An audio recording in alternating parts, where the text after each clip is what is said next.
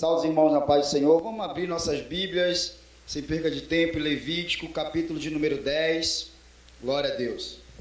Essa noite Deus tem uma palavra profética, amém? Uma palavra que vai mudar a nossa história. Quem crê nisso aí pode glorificar o Senhor. Glória a Deus.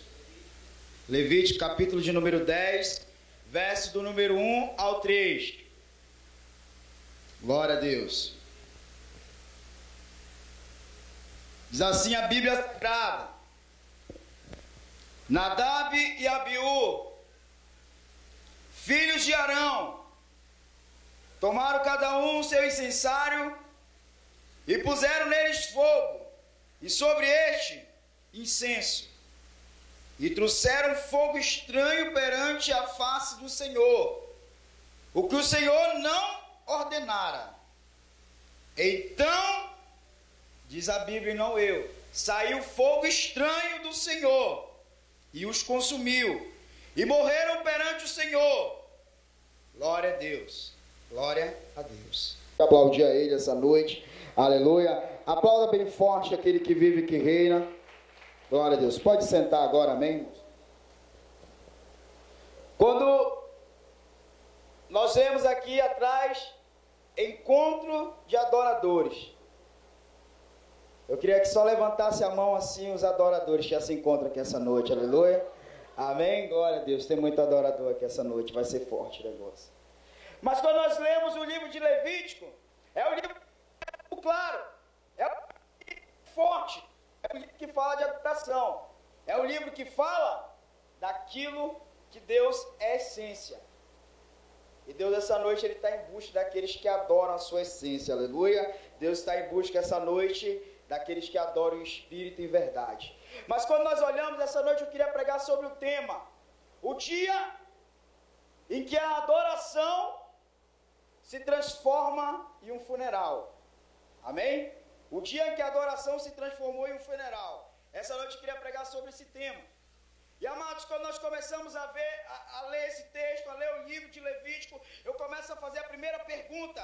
Eu começo a me perguntar o que seria adoração. Tem muitos jovens aqui essa noite. Tem muitas pessoas também que já viveram um pouco mais. E todas essas pessoas um dia já ouviram falar de adoração, ou já ouviram falar que Deus, Ele é galardoador daqueles que o adoram em espírito e verdade. E quando nós nos encontramos aqui essa noite, nós temos que entender o que é adoração, porque você veio ao culto, você chegou aqui, você entrou na casa do Eterno, sabe por quê? Porque você veio adorar. Mas o que é adoração? Adoração, a gente usa muito aquele texto de João 4, 23 e 24. Que os verdadeiros adoradores adorarão o Pai em espírito e verdade, e que não vai ser... Mas só que a gente usa esse texto para se referir à adoração, mas ele se refere a lugar de adoração. Você pode adorar a Deus em qualquer lugar. Mas agora, amados, um texto que a Bíblia Sagrada nos remete, é um texto que o evangelista Mateus, o evangelista Marcos, eles falam muito. Eles falam que tinha uma mulher que importunava ao Senhor. Eles falam que tinha uma mulher que perseguia ao Senhor, que ela implorava um milagre. Os discípulos de Sinastro dizem: dispersa essa mulher, porque essa mulher já vem de muito tempo atrás de nós. E o Senhor diz: não é lícito que eu tire o pão dos filhos de Israel e lance aos cachorros. Aquela mulher, ela lança uma palavra de adoração. Imagine ela andando atrás do Senhor. Eu imagino aquela mulher já está prostrada ao chão. Aquela mulher já está ali nas últimas forças. E ela diz: Senhor! Mas também os cachorrinhos comem da migalha que cai da mesa do seu Senhor. Agora eu já entendo que é adoração. Sabe por quê, amado? Porque a adoração tem a ver com postura. Ninguém pode adorar a Deus em pé. Ninguém pode adorar a Deus da forma de nariz empinado. Ninguém pode adorar a Deus porque eu sou pastor, porque eu sou isso, sou aquilo. Você tem que adorar a Deus esquecendo de tudo que você é. Você tem que adorar a Deus dizendo: Senhor, eu estou aqui como servo, como doulos. Você tem que deitar ao chão. E quando você deita ao chão, Você lança palavras de adoração ao Senhor. E outra coisa que eu entendo com adoração, que eu não entendia. A adoração, ela remete a uma transformação. Remete a milagre, amado. Quem quer milagre de Deus aqui, adora ao Senhor essa noite. Aleluia. Sabe por que remete a milagre? Porque aquela mulher adorou o Senhor olhou para ela e disse: olha, vai. Porque a tua filha já está sã.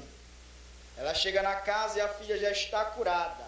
Ela chega na sua casa e a filha já não tem mais nenhum espírito sobre a vida dela.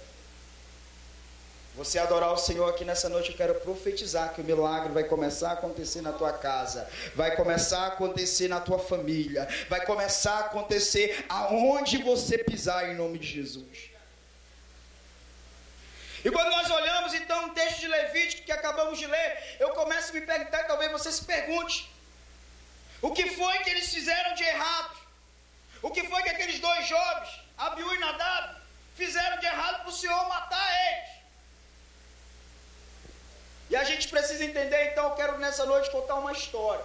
Eu não sei pregar, mas sei contar história. E essa noite eu quero que você entre nessa história e Deus vai mudar a sua vida através desse texto. Quando nós olhamos, amado, eu tenho que entender que os levitas eles foram chamados pelo Senhor para o servir. Eu tenho que lembrar que os levitas, Deus faz uma escolha muito antes de escrever o livro. Deus faz uma escolha, um chamado muito antes. Quando Moisés sobe para ver Deus, quando Moisés sobe para ver a glória de Deus, Moisés demorou muito para lá, alguns impacientes, algumas pessoas que não conseguiram esperar, não, vamos construir uma estátua, vamos construir um bezerro e vamos adorar, esse será o nosso Deus. Mas teve uma tribo que Deus separou, aleluia. Teve uma tribo que não se prostrou diante do bezerro. Teve uma tribo que teve intimidade com Deus, aleluia. Essa tribo já está aqui essa noite, aleluia. A tribo da adoração, a tribo de Levi, aleluia. O segredo é ter intimidade, o segredo é estar próximo de Deus. Quem está próximo de Deus não é enganado. Quem está próximo de Deus não adora outros deuses. E Deus então ele começa a escolher, ele começa a separar a tribo de Levi. E nós hoje ouvimos falar, talvez você já tenha ouvido falar, que as pessoas que tocam, elas dizem que são levitas. As pessoas tocam hoje um instrumento e agora eu sou levita. Canta na igreja, agora eu sou levita. E a gente começa a pensar, parece que não existe mais levita em Israel. Pelo contrário, ainda hoje existe descendentes da tribo de Levi. Tanto é que quando você vai em Israel e os levitas estão andando, se eles estiverem caminhando em uma rua, daquelas ruas antigas, você vai encontrar placas dizendo: levita, atravesse para o outro lado da rua. Porque esse lado aqui que você está andando é no cemitério. E o levita, ele atravessa o lado da rua. Ele começa a andar, porque o levita não podia se contaminar. E eu começo a perguntar o que é que os levitas de hoje entendem sobre ser levita. O que é que os levitas de hoje entendem sobre adorar a Deus. Glória a Deus. É muito simples isso. Deus começa no capítulo 9 do livro de Levítico. Ele começa o texto com uma chimini. Diz assim: e no 8º dia. Ele começa dizendo em hebraico chimini, no 8º dia. Aí eu me pergunto, 8º dia de quê? Simples. Quando Deus foi separar o povo, separar os levitas, separar Abraão e seus filhos para o servir, tinha que ser diferente. Quantos estão entendendo? Diga amém. Quem quer que eu pare, dá glória a Deus. Amém. Quem quer que eu continue, glorifica ao Senhor. Deus vai falar com você essa noite. Interessante que Deus fala: olha, o povo a quem eu separei, eles vão ter que separar, vão ter que consagrar, vão ter que se santificar. Então, eles se preparam para esse sacrifício.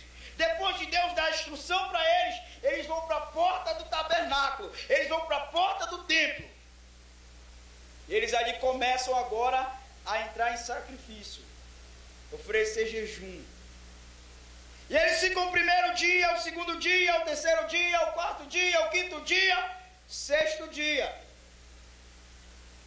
o sétimo dia. Aí no oitavo dia, Deus começa o capítulo 9, Shimini. E depois do sétimo dia, ou no oitavo dia, olha o que é que Deus faz. Deus precisa, primeiro, que as pessoas que vão fazer o seu trabalho, aleluia, elas se santifiquem. E Ele diz por que isso. Ele diz que as pessoas que vão fazer o meu trabalho, a minha obra, elas têm que santificar, porque a minha glória vai estar através da vida deles. Nós precisamos de pessoas hoje preparadas para fazer o serviço do Eterno. Preparada como, pastor? Porque eu tenho curso disso, eu tenho curso daquilo, eu também tenho. E não vale nada esse nosso preparo.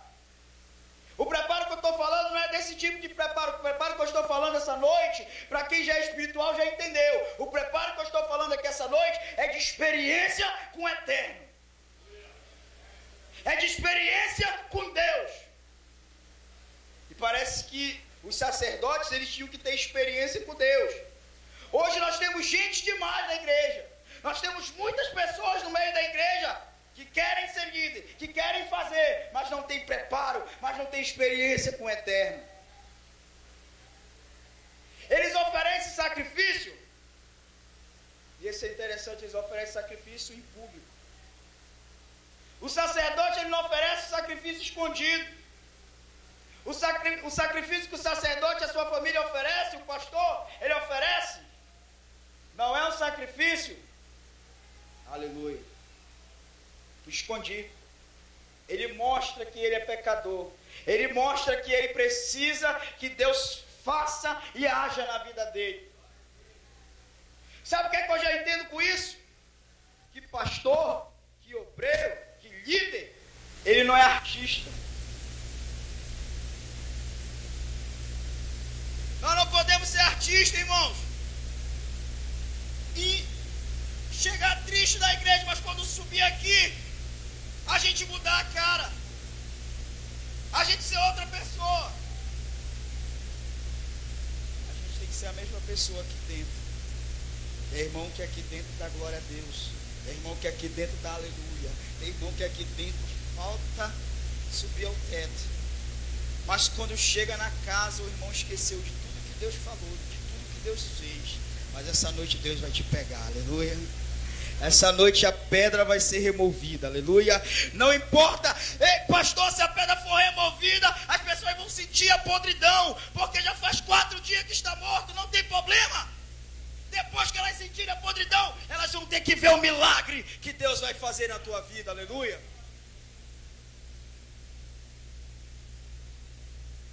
É engraçado, e a gente falar disso, eu tenho que lembrar, nós precisamos ser líderes mais humanos. Nós precisamos ser pessoas mais humanas. Você olha, é pastor, é anjo agora. Não peca mais. Peca. Mas tem que ter humildade de todo dia dobrar os joelhos e dizer: Senhor, derrama sobre mim o teu espírito. Talvez você esteja pensando que para você não tem mais solução, mas Deus, Ele me faz lembrar de Davi. Para Davi, talvez não teria mais solução, porque Davi ficou com a mulher do outro. Porque Davi transgrediu de 10 leis, ele transgrediu 9. Davi matou, Davi roubou, Davi mentiu. Davi tentou enganar o profeta de Deus. Mas Davi é como eu e você, ele é carne. Davi, como eu e você, ele foi o homem segundo o coração do Eterno, aleluia. Aí você me pergunta, pastor, por que ele foi o homem segundo o coração do Eterno, fazendo as mesmas coisas que eu faço hoje? Sabe por quê? É porque Davi, ele entendia uma coisa que talvez você ainda não entenda. É que quando ele pecava, ele chegava diante de Deus e se arrependia. E nunca mais fazia aquilo que ele tinha feito. Deus essa noite quer derramar perdão sobre a tua vida. Aleluia. Quando nós olhamos, falando de experiência, eu me lembro da vida do profeta Elias. Profeta, amado, um P maiúsculo. O profeta que aparece logo lá na cara do rei, profetizando: segundo a minha palavra, segundo a minha palavra, não vai mais chover. A expressão de profetas assim hoje.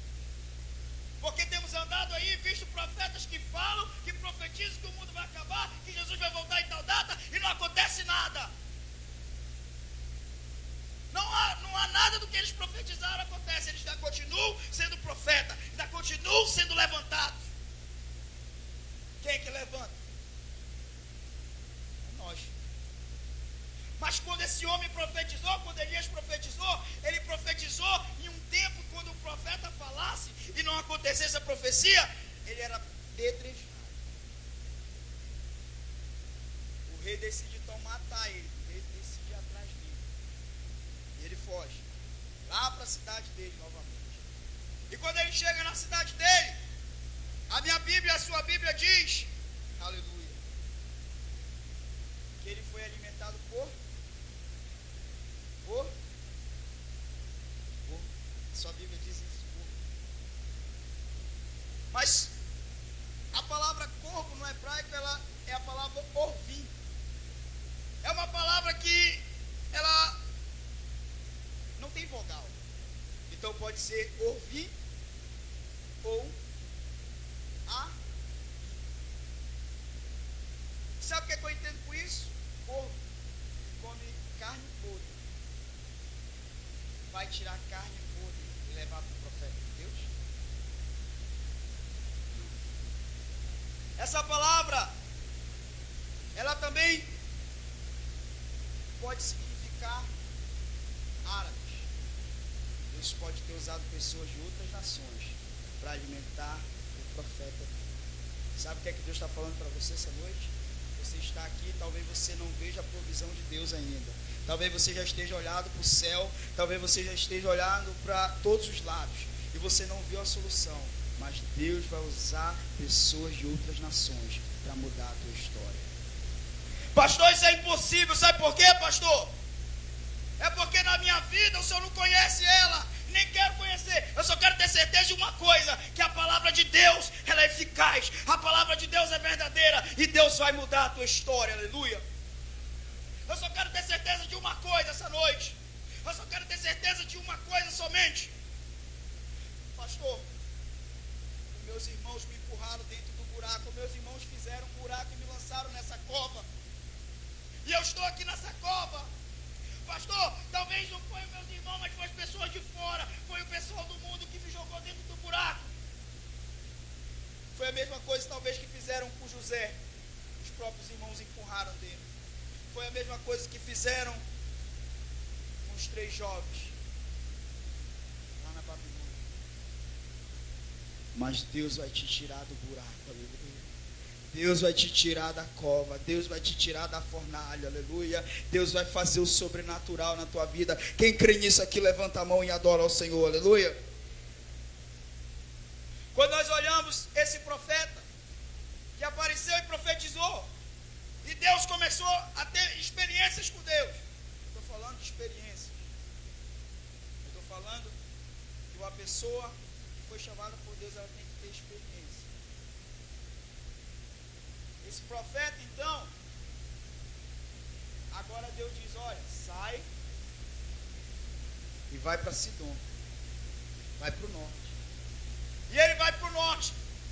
Irmão, não tem uma pior coisa para um judeu do que ele ser guardado, protegido, cuidado por uma mulher viúva. A viúva, para o povo israelita, ela é vista com maus olhos. Ela não tem nem para ela. E Deus faz o seguinte: Deus pega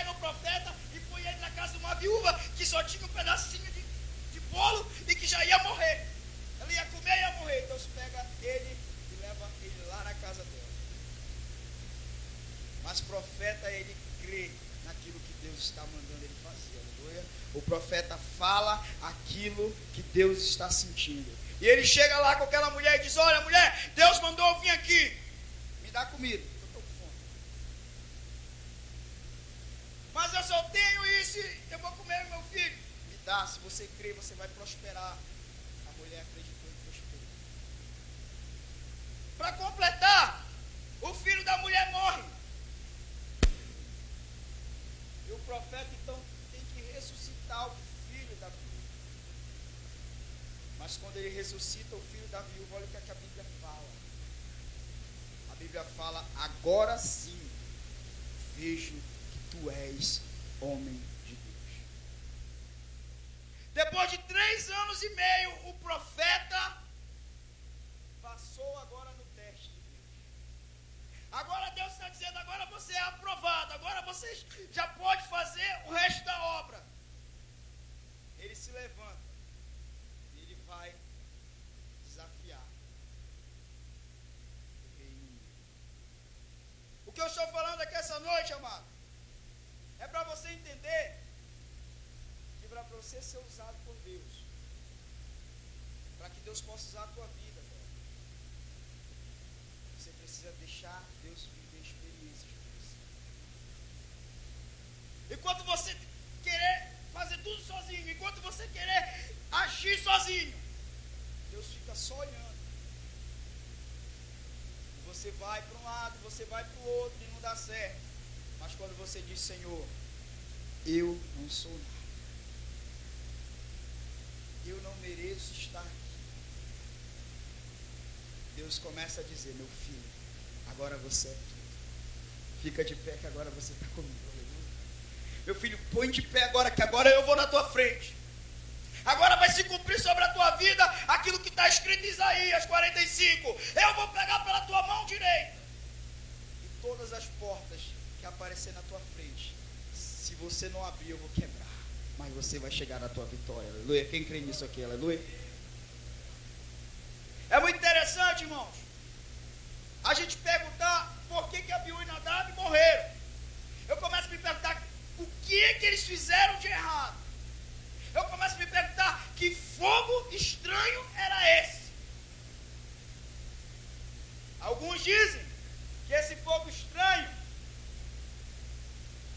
foi uma química que eles levaram lá e explodiu e eles morreram.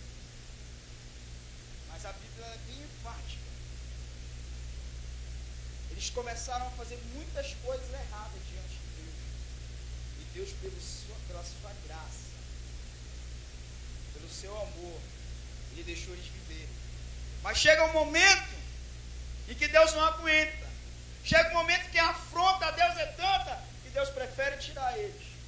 Talvez você esteja aqui, você esteja se perguntando: por que eu ainda estou aqui? Talvez você esteja aqui se perguntando: por que eu ainda vivo? Deus está dizendo para você: meu filho, é a graça que está sobre a tua vida. Meu filho, é o favor imerecido que está sobre você. Talvez você não compreenda o que é a graça. Graça no Novo Testamento significa favor imerecido. Mas lá no Antigo Testamento, a primeira vez que ela aparece, em Gênesis capítulo 6, quando a Bíblia diz que Noé achou graça diante de Deus. A graça é uma palavra com 2 letras. Uma casinha, um pontinho dentro e um N, num sulfite. A palavra ren significa proteção e a última letrinha significa vida. Sabe por que você está vivo? Porque a graça de Deus está sobre você. A proteção sobre a tua vida está aqui. Aleluia. Sabe por que você está de pé? É porque Deus quer usar você tremendamente. Deus quer mudar a história da tua casa a partir de hoje, em nome de Jesus. E eu começo então a me perguntar o que foi que eles fizeram de errado. A Bíblia diz que eles tomaram os seus próprios incensórios. Somente o incensório do sumo sacerdote podia ser usado. Somente o incensório do sumo sacerdote, aquele que foi consagrado com óleo especial, poderia ser levado para dentro da tenda. Eles usaram os deles. Tem muita gente na igreja, tem gente na igreja que está usando o que acha que deve usar, que está fazendo o que acha que deve fazer. Estão esquecendo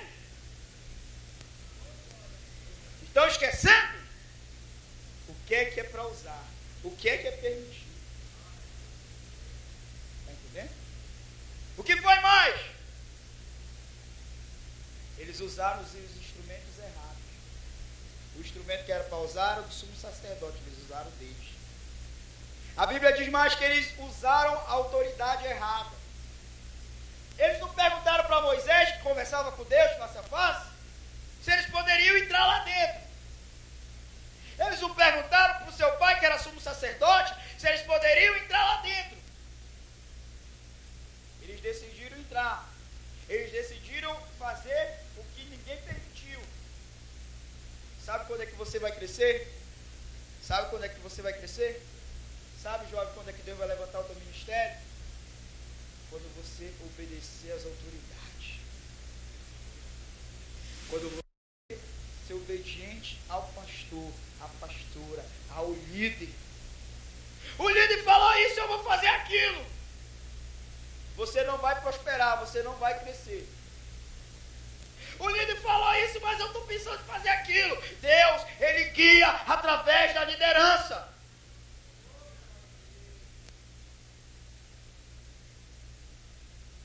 Eles tentaram impressionar. Eles tentaram mostrar que também eles eram especiais. Eles tentaram mostrar que também eles eram importantes. Tem muita gente na igreja tentando mostrar que é especial, que é importante. Tem muita gente na igreja tentando ser o que não é para ser. Tentando ser aquilo que Deus não quer que seja. Eu tenho um amigo que ele é pastor, mas quando ele vai se apresentar assim, as pessoas chamam e vai dizer pastor, ele diz, não, diga que eu sou auxiliar de carregador de pano. Tem muita gente que se não falar que é pastor, que é bispo, que é apóstolo, que é o terceiro querubim, a hierarquia máxima, ele fica chateado. Mas essa noite tem pessoas aqui, cadê pessoas que não se importam com a posição, só se importam em adorar o Deus eterno? Levanta a mão e glorifica Ele. Glória a Deus. Tanto é que essas pessoas que fazem isso, pessoas que adoram a Deus, a adoração ela tem duas partes. Quantas partes tem a adoração? Quantas partes? Isso. A adoração, para ser verdadeira, tem que ter duas partes. A primeira parte é quando você chega aqui na igreja e você começa a glorificar o Senhor, começa a agradecer, começa a exaltar o nome dEle. Aí a segunda parte da adoração começa, sabe quando é? É quando você fez isso e Deus então ouve a tua adoração e Deus responde a tua adoração. Aí você fez um culto ao Senhor, aleluia. É por isso que nós passamos em muitas igrejas aí e a gente não vê mais escrito na frente culto. A gente vê escrito reunião, encontro, reunião social, alguma coisa assim, mas tiraram a palavra culto. É porque as pessoas chegam na igreja e, Senhor, me dá, eu quero. Só vem para pedir. Esqueceram de agradecer, esqueceram de adorar o Deus eterno. Cadê os adoradores de Deus aqui essa noite? Aleluia. Cadê aqueles que vieram adorar o Senhor? Está difícil adorar o Senhor. Por que está difícil adorar o Senhor? É porque eu estou passando numa tempestade. É porque eu estou passando num vale. É porque eu não tenho mais perspectiva de sair disso. Mas deixa eu falar uma coisa. Jesus compeliu. Jesus colocou os apóstolos dentro do barco. Obrigou, a palavra mais certa é essa, obrigou. Sabe o que aconteceu? Eles entraram dentro do barco, Jesus foi orar para o monte. Quando Jesus voltou, eles já iam longe. A tempestade já estava armada, o vento soprando para um lado e para o outro, as ondas vinham. Eles não tinham saída, eles já estavam desesperados. O Senhor aparece. E eles pensam que é um fantasma. Tem muita gente na igreja e quando o Senhor tem vindo, não tem reconhecido quem é Ele. E quer milagre. quer ver Deus agir, mas se não reconhecer quem é o Senhor, Deus não pode fazer nada. Senhor, se é tu, deixa que eu vá. Ele vai. Sabe o que acontece, amados? A tempestade, as ondas já têm vindo. O barco que você, quem te colocou no barco, quem te colocou nessa igreja, foi o Senhor, aleluia. Quem te colocou aqui não foi o homem, porque o homem não tem poder para nada. Quem te colocou aqui foi o Deus eterno. Mas você parece ter se perguntando, quando eu vim para cá, minha vida ela começou a virar um mar. A minha vida foi a tempestade. Deixa eu falar uma coisa para você, Deus está falando com pessoas aqui essa noite, aleluia. Você está nesse barco, a tempestade pode estar vindo sobre a tua vida, mas Deus vai vir sobre as águas, o vento vai parar, a tempestade, o rio vai se acalmar e o milagre vai acontecer na tua vida. Mas só que tem muita gente que não está entendendo. Depois que o barco está cheio, depois que o milagre aconteceu, o barco não caminhou mais. Tem gente que recebeu o milagre de Deus e não viu mais nada. Sabe por quê? É porque o barco não pode andar se você não tirar a água que entrou lá dentro.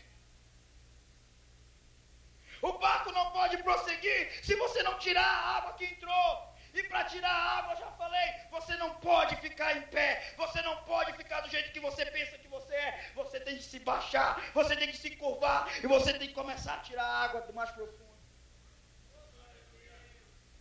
Quando você faz isso, você vai começar a ver o seu barco novamente atravessar a margem. Você vai ver o seu barco chegar aonde o Senhor quer que você vá. Aleluia.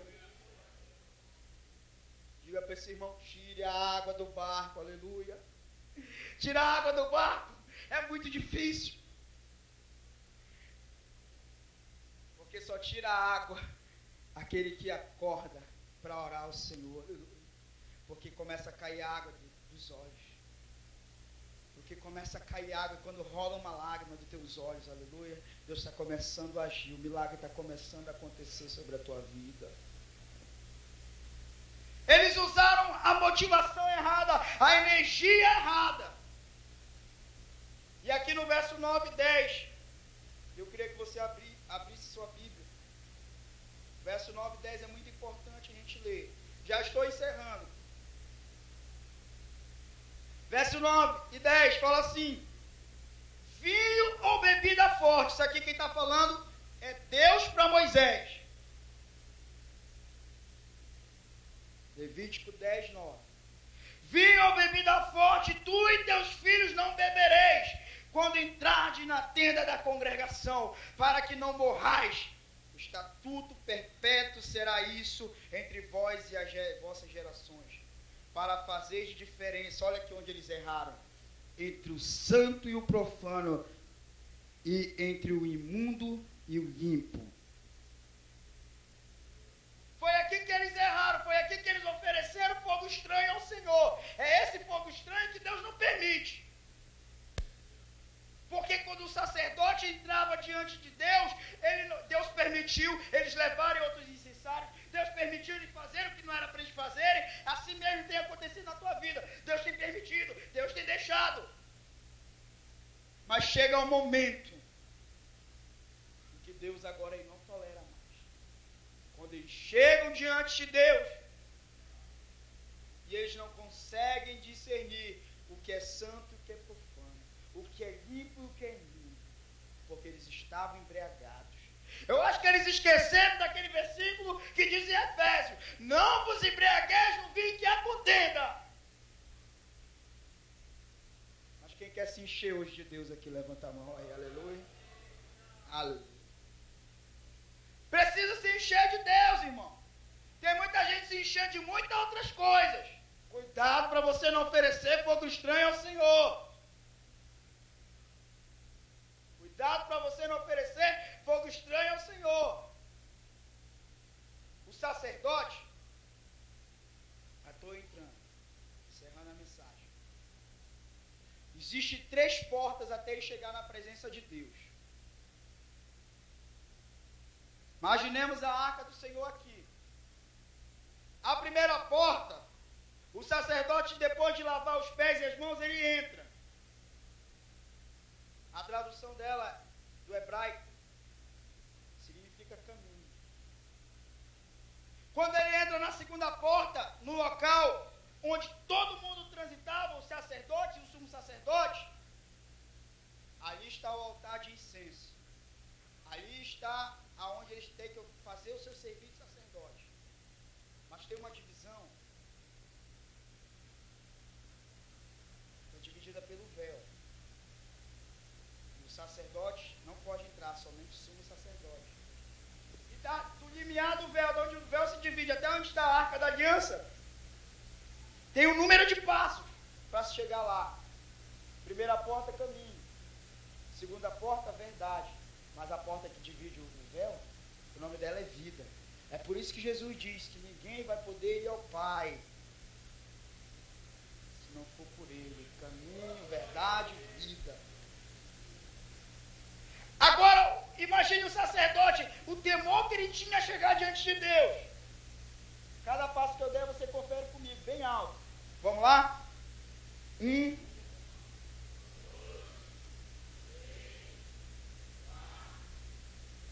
não. O sacerdote ele não andou. Porque o sacerdote está se aproximando da presença de Deus, da arca da aliança. Então ele começa a tremer, as pernas dele começam a bambear. Porque ele está chegando diante do Deus, do Eterno. Se ele não estiver preparado para chegar diante do Eterno, ele pode morrer. Então ele começa do quarto, quinto, sexto. Aí ele para. No sexto passo, o sacerdote para, sabe por quê? Porque o 6 na Bíblia significa imperfeição. O 7 significa a perfeição de Deus. Sabe o que eu entendo? Que ninguém pode chegar diante de Deus imperfeito. Ninguém pode chegar diante de Deus de forma imperfeita. Então o sacerdote parava e oferecia um sacrifício a Deus. E depois que você oferece o sacrifício verdadeiro para Deus, você está em condições de entrar diante da face do Deus Todo-Poderoso. E era isso que acontecia, aleluia. É isso que vai acontecer na tua vida, aleluia. Quando você chegar diante de Deus. Nós estamos vivendo hoje a geração dos Abiús e dos Nadabs. Que geração é essa? A geração que corre atrás do milagre.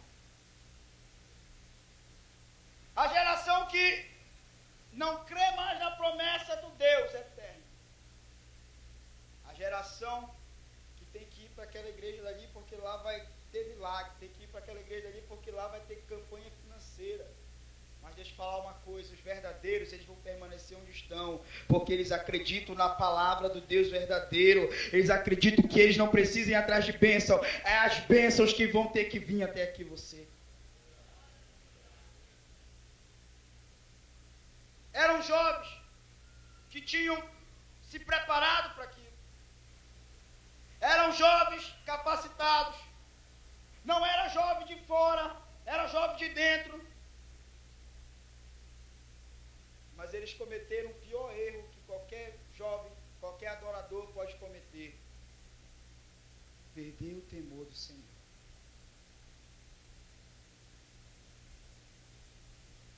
Eu disse temor, não disse medo. O que é temor? É saber diferenciar o que agrada e o que não agrada ao Senhor. Isso é temor. É isso que é temor. Nós precisamos saber diferenciar o que agrada e o que não agrada. Você tem que ter temor. E temos visto muitos jovens, muitas pessoas, muitos adoradores que são próximos de Deus. Igual aqueles jovens, eles estavam próximos da glória, próximos do milagre, próximos de Deus. Tem muita gente que está próximo de Deus, mas não consegue viver o milagre de Deus. Tem muita gente que está assim, pertinho de Deus, mas não consegue ver o milagre de Deus na sua vida. Sabe por que não consegue ver o milagre de Deus? São aquelas pessoas que Jesus falou lá em Mateus capítulo 7, que naquele dia, Senhor,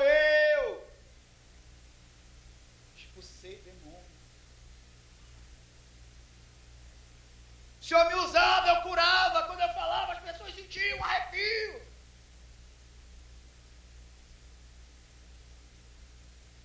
Ai, filho, vocês não têm parte, eu não conheço. Está próximo. Mas não vê milagre de Deus. Aqui tem pessoas essa noite que estão próximas, mas conseguem ver o milagre de Deus. Quem é que está próximo dele, mas consegue ver o milagre de Deus? Aleluia. Levanta a mão aí, glorifica ao Senhor, aleluia.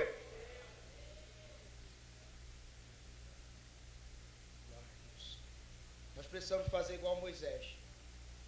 Já estou encerrando. Moisés falou assim: Senhor, eu quero ver a tua glória. Você quer ver minha glória, Moisés? Você não vai conseguir, Moisés. Eu quero ver, Senhor. Quem quer ver a glória de Deus aqui essa noite? Quem quer ver a glória de Deus aqui essa noite? Meu irmão, levanta, põe-te em pé, aleluia. Vamos fazer igual o profeta, põe-te em pé. As pessoas têm que ficar em pé essa noite. Não, levante o teu espírito essa noite para você ver a glória de Deus. E eles começam então, e Deus fala: vem. Só de relance, só de raspão, Moisés conseguiu ver a glória de Deus. Ele ficou próximo de Deus, viu o milagre de Deus. A W. Tozer, um grande escritor, ele falou em um dos seus livros assim: que se Deus hoje tirar o seu espírito da igreja, a maioria das pessoas vão continuar fazendo as mesmas coisas que fazem, presta atenção, e não vão sentir nenhuma diferença. Forte. Sabe o que ele está dizendo? É que tem muita gente que está fazendo as coisas, mas Deus está de fora. Quando você fizer, Deus tem que estar com você, aleluia. Quando você fizer, Deus tem que estar na frente. Nós precisamos essa noite, para encerrar, ser igual ao profeta do P grande, ao profeta Elias. Nós não precisamos fogo fabricado pela mão humana. Nós não necessitamos de fogo fabricado pela mão do homem. Nós não precisamos da motivação do homem. Nós precisamos de fogo que vem do céu, aleluia. É esse fogo que nós precisamos essa noite. Eu queria que você ficasse em pé em nome de Jesus essa noite. Glória a Deus.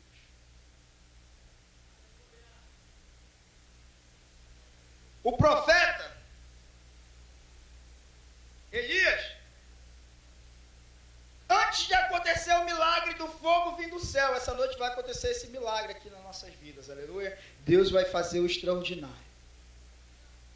Antes do fogo vir do céu, primeiro estava o altar de Baal.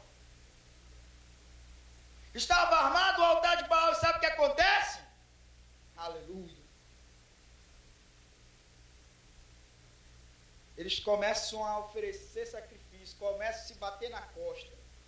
E Elias, como é um profeta brincalhão, ele começa a dizer: olha, grita mais alto, porque o Deus de vocês deve estar de férias.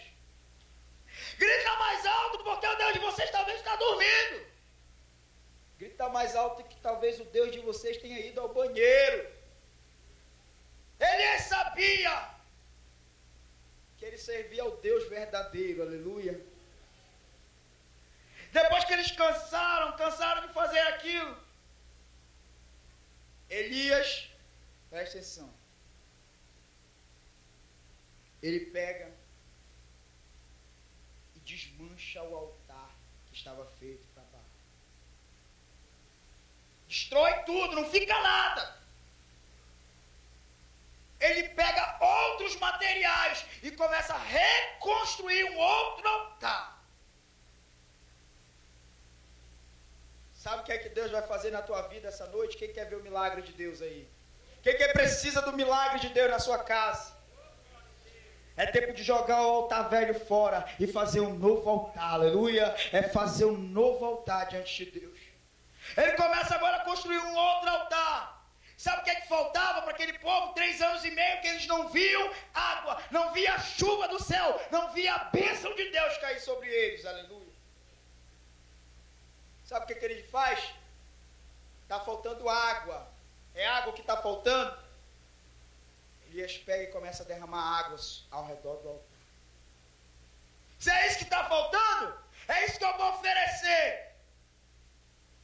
O que é que está faltando na tua vida, meu irmão? Começa agora a oferecer diante do Deus eterno. É isso que está faltando? Agora eu vou oferecer. Ele tinha intimidade com Deus. Ele tinha intimidade com Deus. Por ele ter intimidade com Deus, a Bíblia fala que ele ora menos de 1 minuto. Algumas 50 palavras ele começa a falar e Deus já começa a agir com milagre. Talvez você seja a pessoa que vai olhar o milagre, talvez você não veja nada de milagre, talvez você não veja nenhuma nuvem carregada. Não tem problema, mas Deus falou que vai ter milagre, você só tem que acreditar no milagre.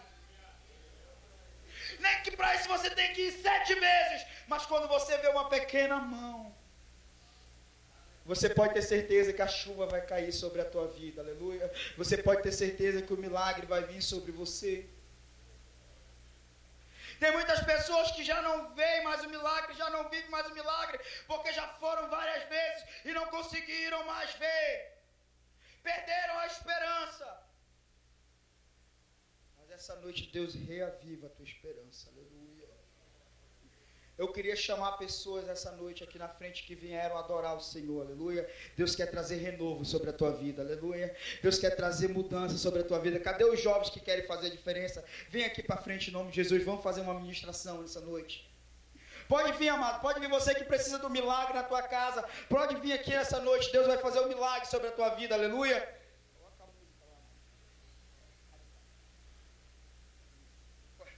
Glória a Deus. Pode vir para cá para frente, amado. Você que necessita do milagre de Deus. Você que necessita do avivamento de Deus, vem para cá para frente essa noite.